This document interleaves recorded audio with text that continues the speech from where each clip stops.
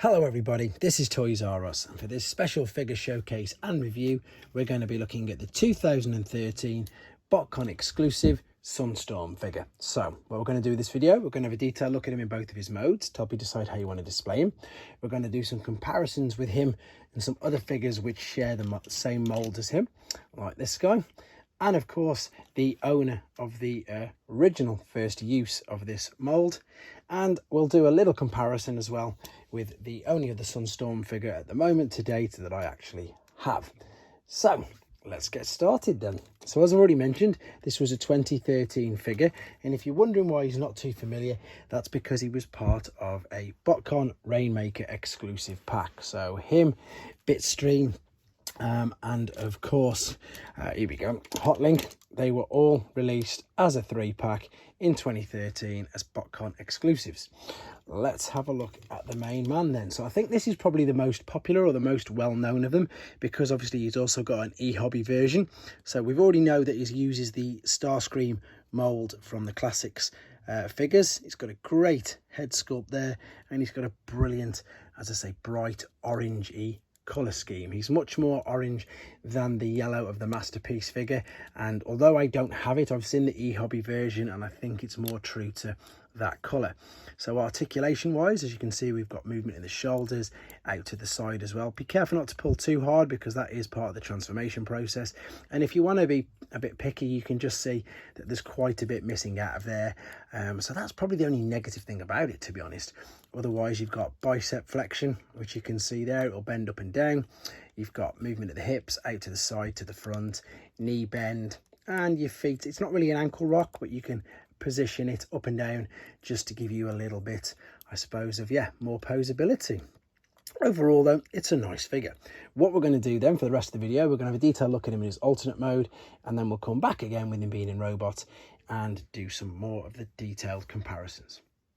Okay then, so here he is in his alternate mode, and as you can see, it is beautiful. Quick apologies for no transformation process on camera. That is in a separate video. A, to keep the length of the video down, and B, is not to spoil it for people who want to do it themselves.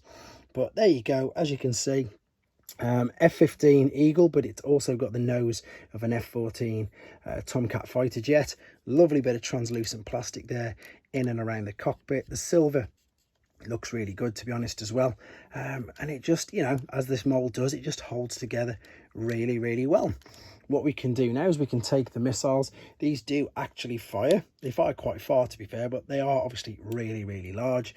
These will slot in, and then what you can do is you can pop these underneath into these particular cutouts like so, and there you go. So there he is, armored up and ready to display. To be honest, there's not, as I say, much more to say about this. It is a Seeker jet, it does look good, and again, they've used this mould so many times, and it's a brilliant update from the G1 mould itself. Right, what we're going to do now then, we're going to go back, put him in his robot mode again, which is how I'm going to display him. We're going to have a look at his bio card, and then of course we'll do some comparisons. Okay then, so here he is back in his robot mode. This is how I'm going to be displaying him too, in honesty. So let's see how he looks with his accessories. So the good thing about this is you've got a couple of choices, because you've got these ports on the side of the shoulders. So this is of course very G1-esque, having them on the side like that. And they're just massive. I think they still look all right, but you could also have them, and in fact we might as well go straight into a comparison here, how I've got Starscream. So I've put them in his hands, you see, and again, this is the first use of this particular mold, just with a completely different color scheme. So you can use these, as I say, as hand blasters if you want. The ironic thing is, or the funny thing shall we say, is the head sculpts are still exactly the same though, so they didn't even change the head sculpt or the deco in it, but they didn't really need to be honest. Whilst he's there, what I'm going to do with this isn't really a comparison, this is just another version of this figure that I've got, because you obviously can't compare a Masterpiece figure with a deluxe one. But I suppose the reason why I'm showing you this is just to, as I said in the introduction part, you can see how this one is very yellow, and this one's adapted the more orangey colour that I've seen used with the e-hobby figure. But again, he still looks great.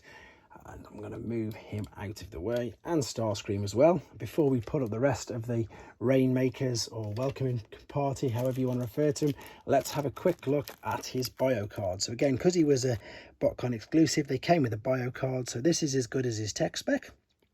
And then if anybody wants to read this, I can just say you can pause that now, and then you can have a read. There's no point me taking it out, to be fair, because the instructions are just at the transformation process, and you've just read that. There we go then. Let's stand him here. Let's get the rest of the Rainmakers up. So we've got Hotlink, and of course, I just forgot his name then for 2 seconds. There's Hotlink. Is he going to balance? Of course he is.